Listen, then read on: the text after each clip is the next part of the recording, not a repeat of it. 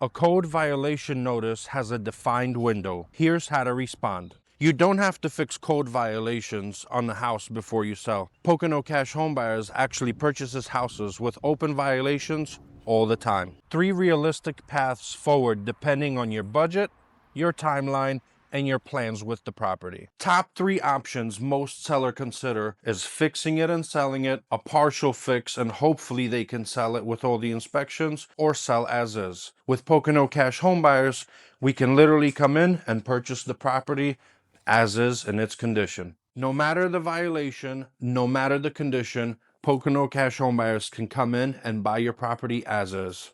Violations does not equal unsellable.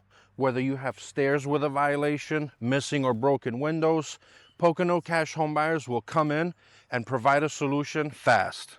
There's a few options you can do in order to get the house ready for sale. There's a lot of DIYers, and we buy a lot of those properties as well. Or you can hire licensed contractors, deal with pulling permits, inspectors, and final stages of the permits. Pocono Cash Home Buyers will purchase your property with all the violations. We will worry about all the contractors, permits, final inspections, while providing you a quick, fast, convenient solution so you don't have the headache.